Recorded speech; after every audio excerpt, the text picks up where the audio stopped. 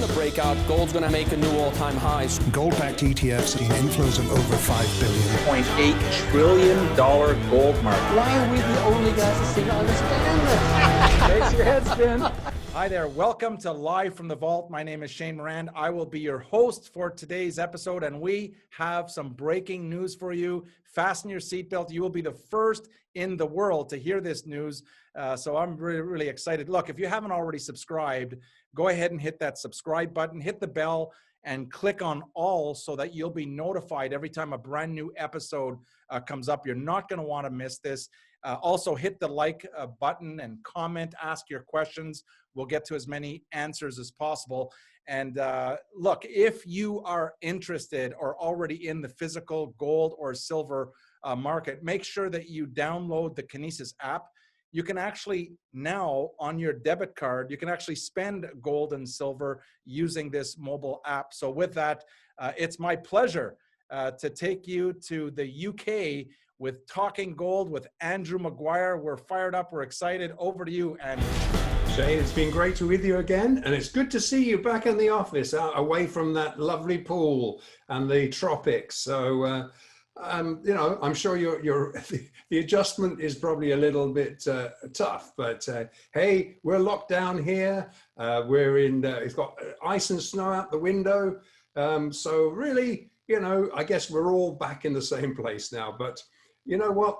I also want to welcome everybody. Thanks for the great questions, as Shane says. I mean, this, you know, what we're trying to do here is really answer the most questions we can and really put things into context and perspective.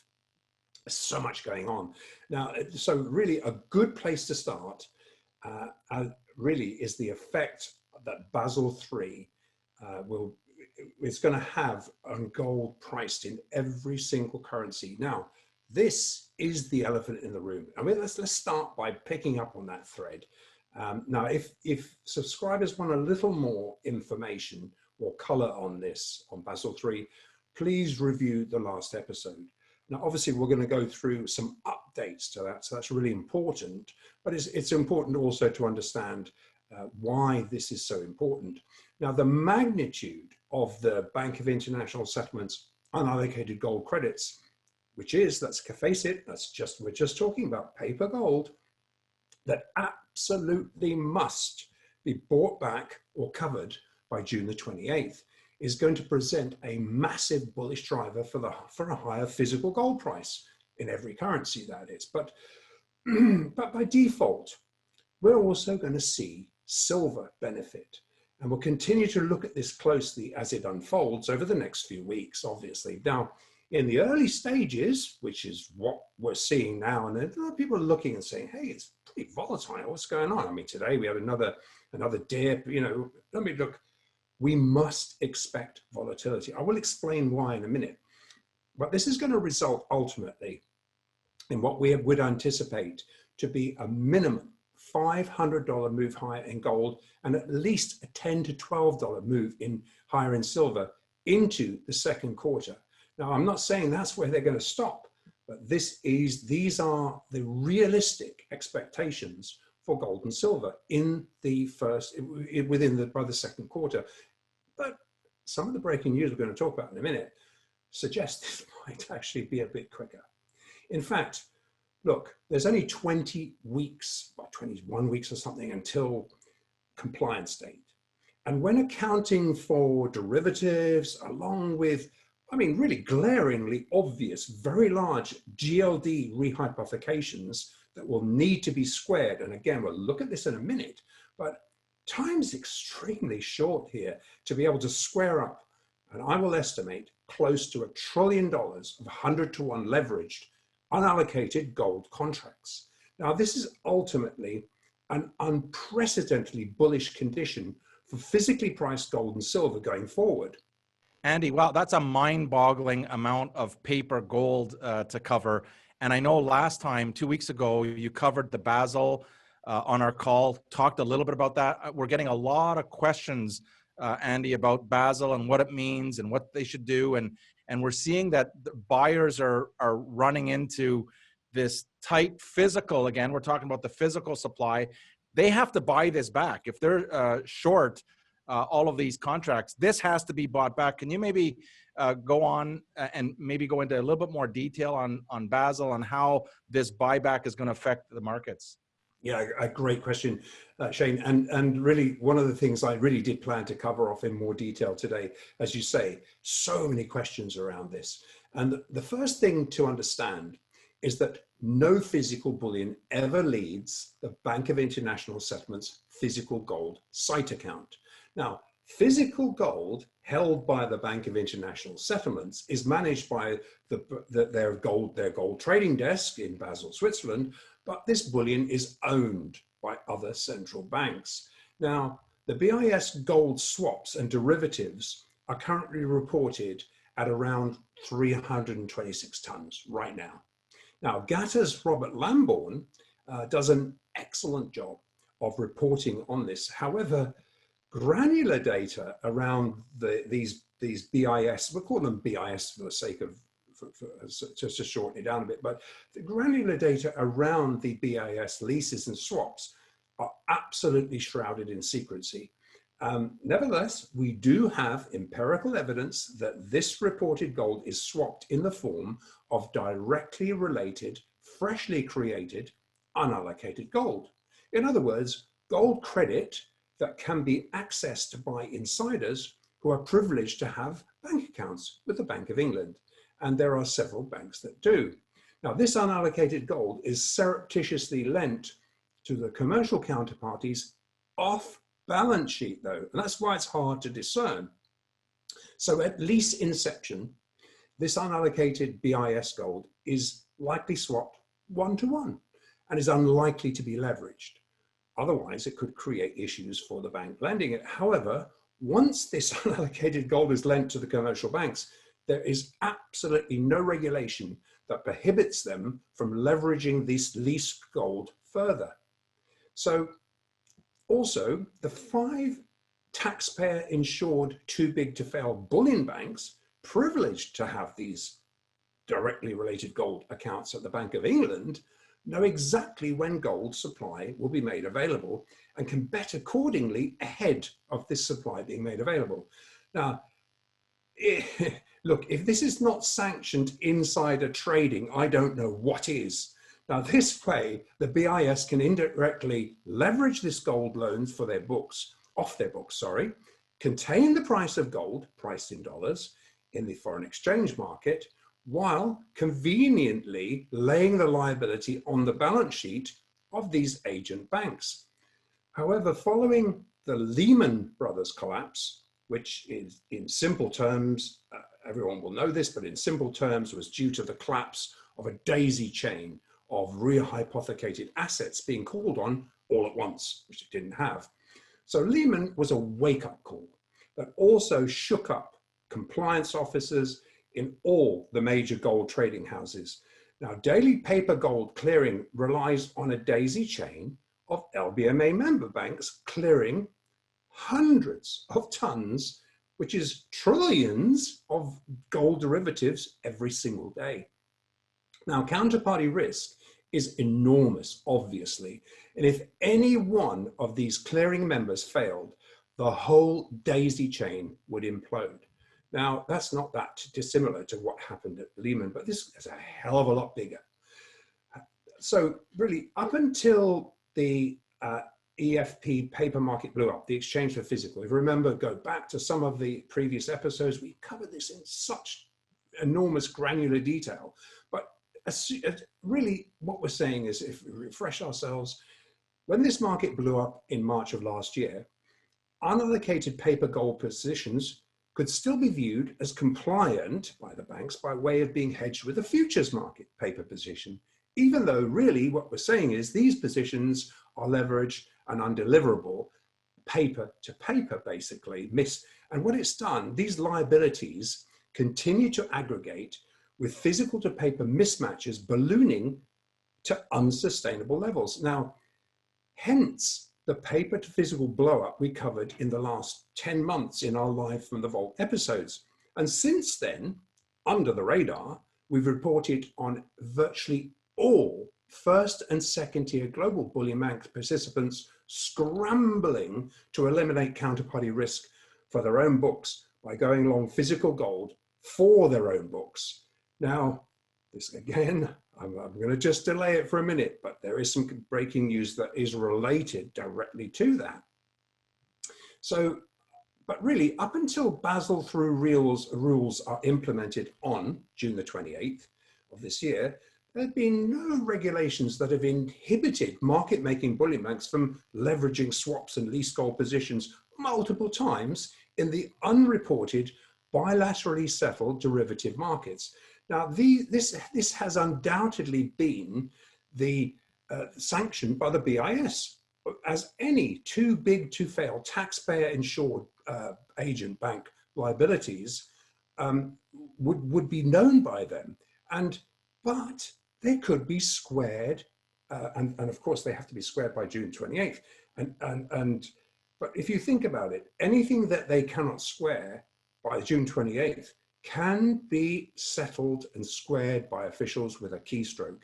Hey, look, what's a trillion in this day and age? A trillion rolls off the tongue. It's an enormous amount of money that most people can't even comprehend. I find hard to comprehend that as an actual physical money supply. But essentially, we've seen trillions and trillions of bailouts and you know, for the banks. What's this? So what? Costs another trillion? This can be squared. And when it is squared, what do you think it's going to do to the price of gold?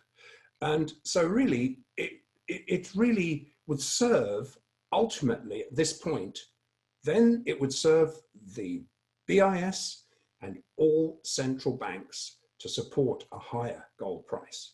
Now that's something that we've not experienced since 1971.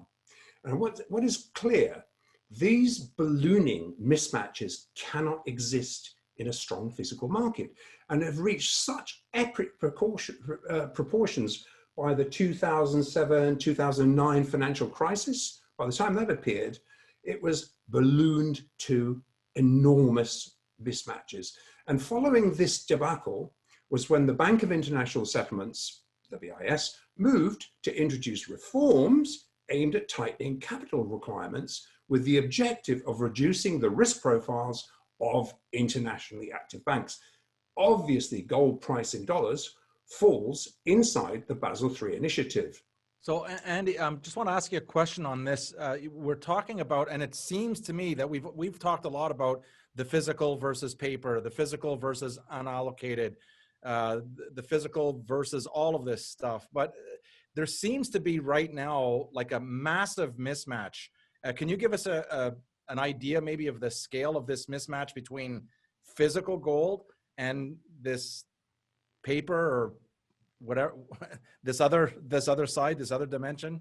Yeah, you nailed it. You nailed it, Shane. Indeed, you know, this leverage laid on the balance sheet of lessees must actually be calculable for the BIS. However, such aggregated mismatches between what is swapped and leased is not reported on the bank's annual reports. Now, if it was, gold would be priced hundreds of dollars higher because it would be recognized that there's no physical behind these positions.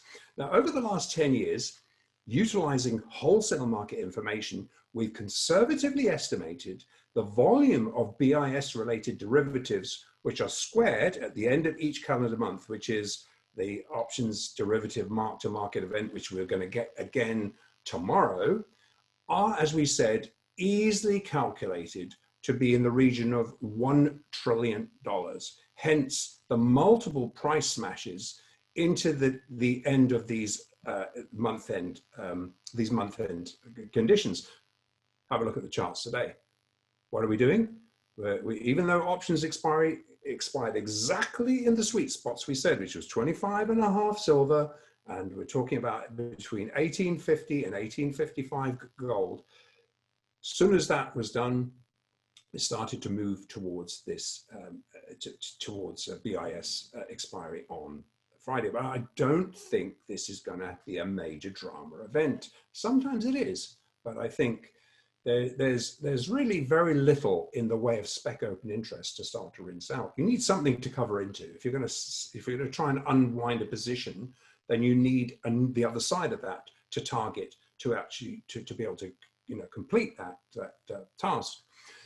So it has to be realized that we are in the very early stages of this deleveraging mandate. So as I say, we wouldn't anticipate heightened volatility as these unallocated BIS contracts are squared.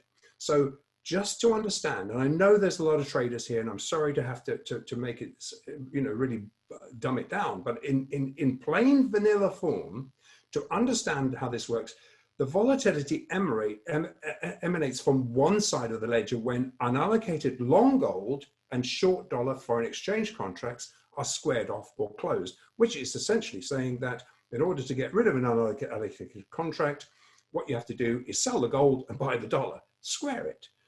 Now this involves selling these gold longs, buying dollars, and when timed with coordinated price smashes, this has been very effective in creating unnecessary volatility, really to disincentivize gold investments. Now this explains the action through the first 4 weeks of January, which we are now concluding on Friday. Now, on the other side of this ledger, it's not all bad. On the other side of this ledger, as more investors holding unallocated gold accounts seek to convert them and take delivery in allocated form, it forces these banks to source at least 99 ounces of physical gold for every 100 ounces demanded. And as we've evidenced in March 2020, those banks still reporting holding long gold unallocated positions can be targeted for delivery of these contracts. And that is exactly what blew up the paper to physical EFP conduit in March 2020 and was the reason we saw banks exiting from high counterparty risk positions. Now, it is this concoction of the unwind attempts that is driving this short-term volatility. However, ultimately, this is very bullish. Now, obviously, if you're a stacker, you can take advantage of this because any dips down are just simply huge value when you're talking about a gold price that's worth some $500 below value, and at least a $10, $12 ramp in silver. And this BIS defensive action that commenced on January the 6th on the opening trade, 4th, but it rose until the 6th, and then it got smacked. What that's evidenced is a series of consecutive fix painting exercises, i.e. to technically paint the PM gold fix a little lower to basically create a negative trend. However, when looking at the footprints through a wholesale market lens, these fix painting efforts point directly really to Basel III preparations, which is actually a bullish thing, namely an attempt by the BIS to unload as many unallocated contracts as possible, which are directly related to large rehypothecated GLD holdings. Now, GLD being the ETF that is the primary ETF for gold. And these holdings must be marked to market on the deadline of June 28th. Wow, Andy, we just mentioned this large GLD paper position that needs to be squared. Okay, we went through that. Now, does this apply to silver or the SLV, or is there a correlation there? Yeah, you nailed it again, Shane. I mean, GLD is actually, we talk about the elephant in the room. GLD is the mammoth in the room. Hundreds and hundreds of tons of gold that supposedly flowed into GLD and SLV, for that matter, after the March debacle, had to be delivered in unallocated form. There was nothing available. If you remember, we talked about this. There was no physical available for sale during this period. Look, the Swiss refiners weren't just on a slowdown because of COVID, they were shut down. And the physical market was absolutely frozen. Yet hundreds of tons were supposedly entering this gold ETF and the SLV silver ETF during this period. There was a scramble to pull the curtain over this event, but it simply drew attention to the multiple ownership structure of bullion sitting, supposedly bullion, sitting in this trust. So just to understand that people say, well, I've invested in GLD, I've invested in SLV, well, I may be a hedge fund, I've got exposure to gold. Yeah, but what you're failing to capture is that the off and on ramps for GLD and SLV are conducted by way of unallocated bullion, which is then supposed to be allocated once it enters the vault, the trust. In fact, it's just not feasible for most GLD investors, and I put investors in inverted bracket, to withdraw bullion from the trust, as it would be actually delivered to them in unallocated form at a price that will still have to be bilaterally negotiated at a large premium to spot. So you would still have to go to the market saying, I've got this spot index price, but some people are going to say to you, yeah, but I'm not going to sell it to you at that. So that's where the rubber meets the road. So really what we're saying is holders of GLD believe they have a physical ownership stake in the trust. However, given it is, and I mean SLV too, obviously, however, given it is all possible to borrow and short sell, officially, you can go on the website and you can see, you can short sell and borrow GLD and SLV inventory. And it's possible to finance this borrowing against these positions with leveraged, unallocated bullion that is clearly not the case either. I mean, so this is I mean, it's so obvious that this is not, that it's not physical. It's just beyond comprehension that people would think this was physical when you can actually borrow against it and short sell it. In other words, so that hopefully then you've created a counterparty risk where can that person who borrowed it, can they pay it back? And as we discussed last time, and also we made public in a recent Arcadia interview, GLD and SLV are the paper market's Achilles heel, and based upon the counterintuitive action, these massive rehypothecated holdings are the focus of the BIS unwind exercise.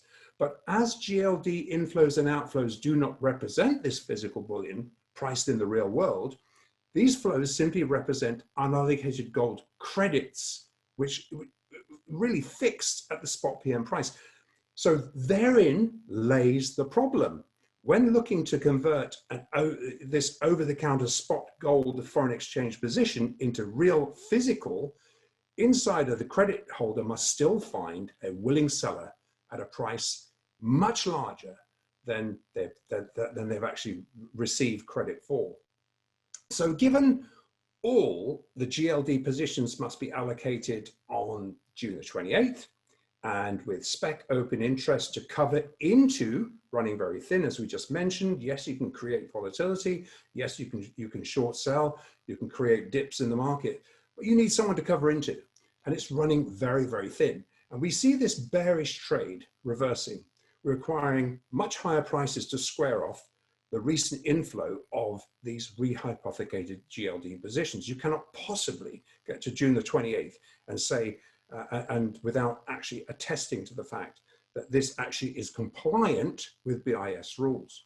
Now, to provide a perfect example of how deeply rehypothecated these trusts are, now the silver trust, the SLV, look, that provided a perfect, we've seen lots of these cases, but this is a perfect example, was the last Thursday, where we supposedly saw over 600 tons of silver flow into the trust.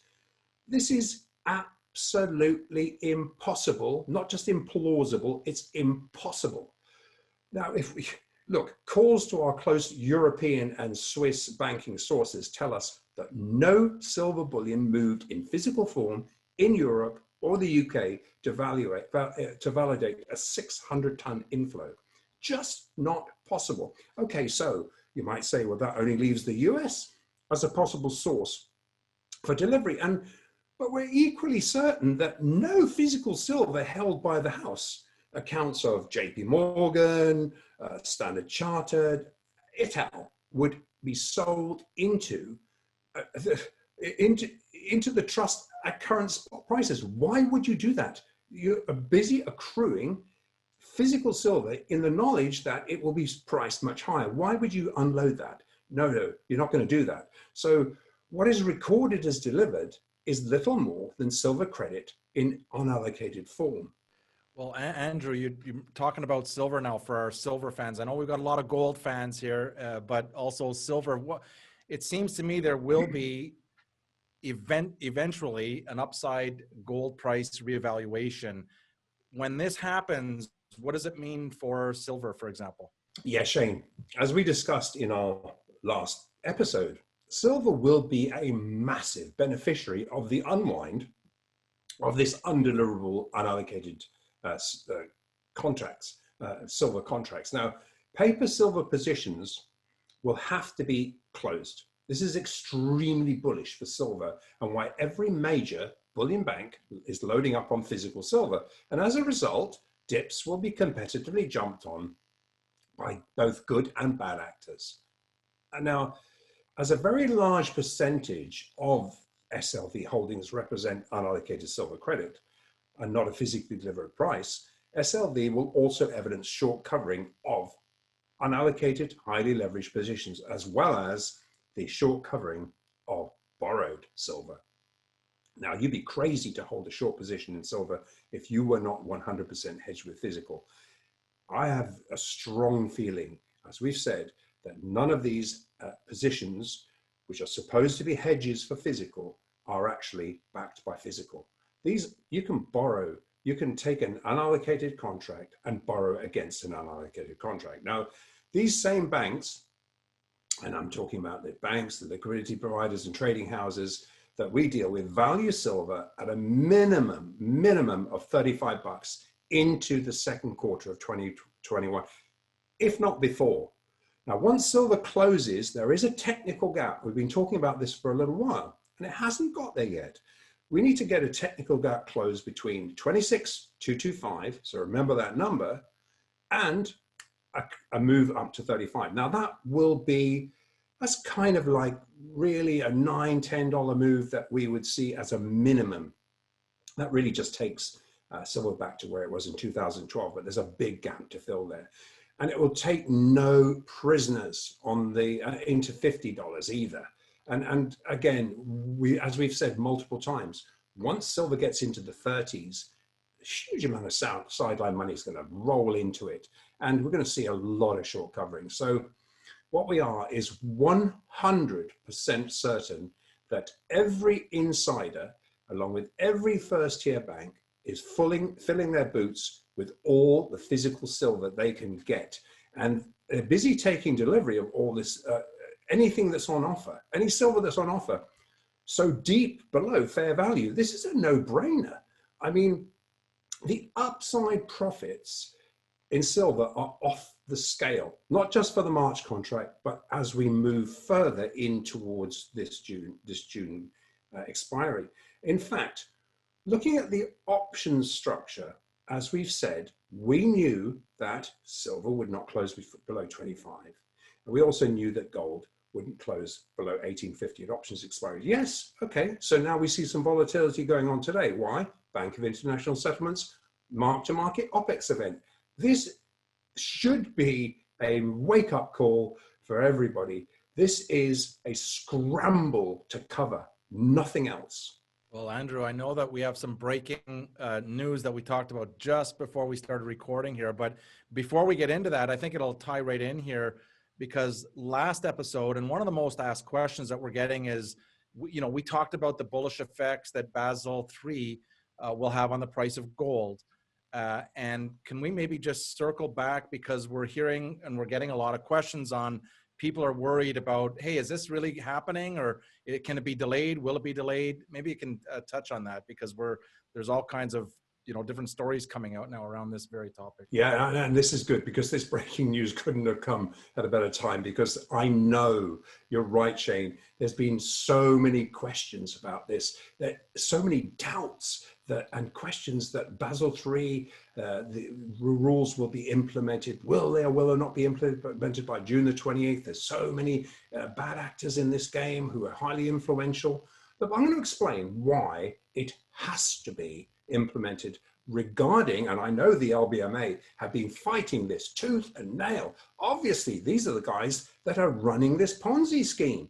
And, you know, where you've got really thousands of, literally tens of thousands of tons of gold and silver cleared every year amongst a daisy chain of member banks with no physical really required to back those up, or fractionally held physical. Now, so as we discussed over the last few weeks and we've been talking about this over the I think at least 2 episodes ago, Basel III net stable funding ratio standards coming onto the front burner that came onto the front burner in March, but then that's when we started really talking about it. But then, but really has to then move further into. It's really starting to hit the front burners now as we move into January. As we said, there's only 20 odd weeks to this deadline. What it's going to do, it's going to begin to devalue unallocated gold and begin to treat physical gold at very close to an equivalent cash asset. That's the bottom line of it. And given unallocated gold receives an 85% haircut in June, this is a game changer and telegraphs that an officially sanctioned gold price revaluation is absolutely unavoidable. The BIS is behind this, and we explained the reason why this compliance is so important for the global economy. Now, this timing actually jives with 2,500 gold revaluation target, which was assessed by most of the first-tier banks. Nothing has changed since when we first proffered that target some episodes ago. Now, there's been an awful lot of concerns that the LBMA's attempt to obtain an exemption from this unallocated gold haircut, 85%, it makes the unallocated gold trading impossible, too expensive and impossible. And having failed to do that, they've moved to try and delay the implementation of these rules, and they've managed to get a 6-month extension. However, even though they got this 6-month extension, it's not going to halt the revaluation process, as most importantly, the US, Switzerland, and the EU will implement this 85% haircut on unallocated gold by June 28th. Now, given physical gold is completely fungible, not 49's bar is fungible in every country in the world, doesn't matter where you are on the globe.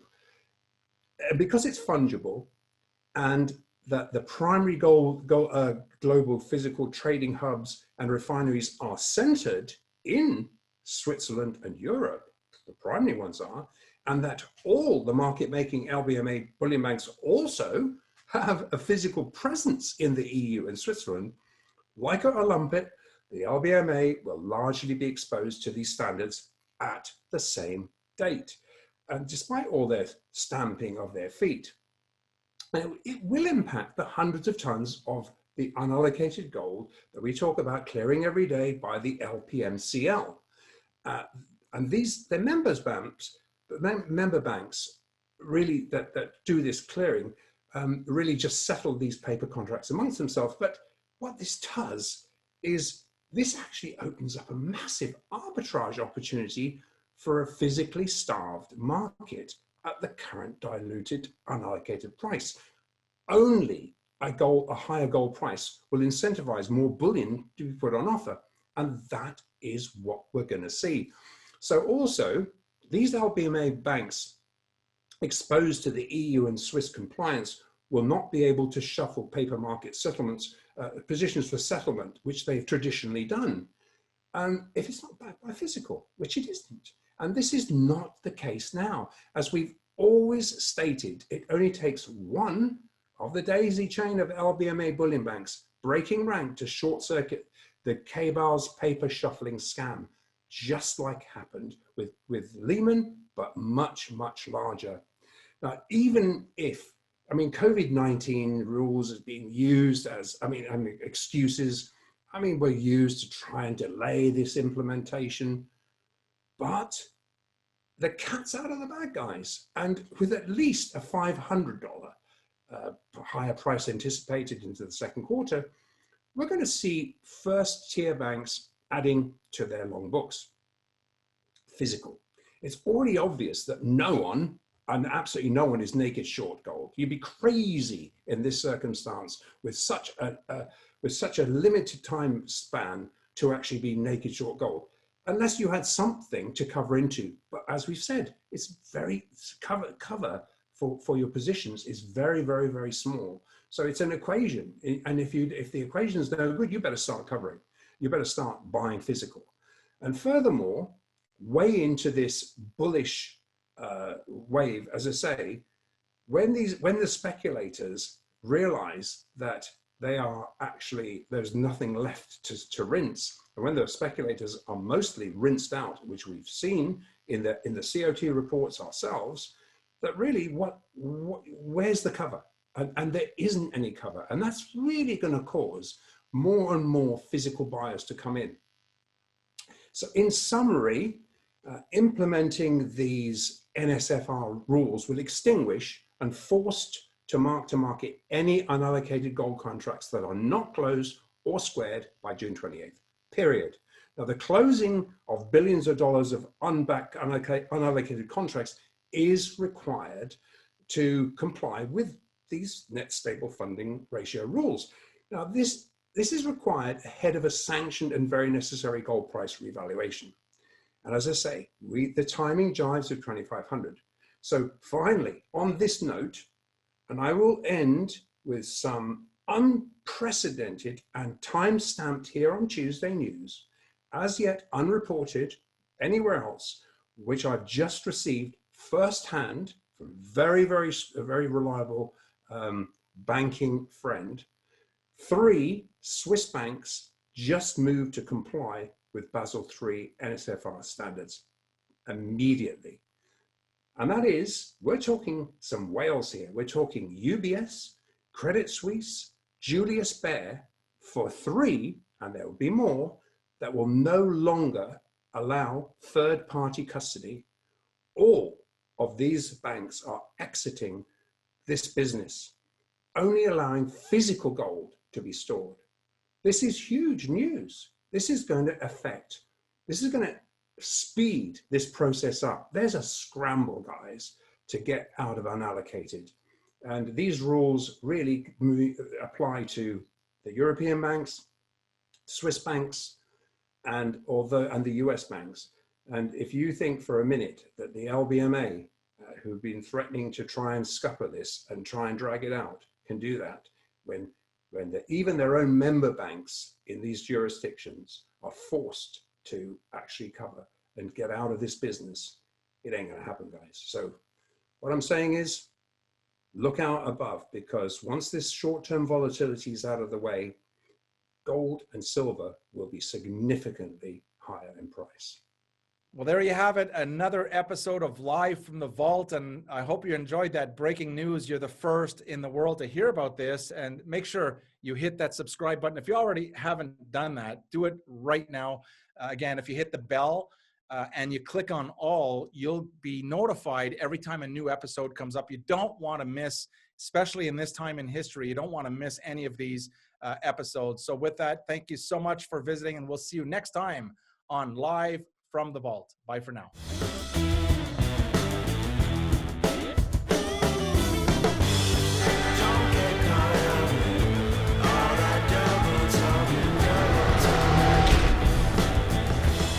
Don't get caught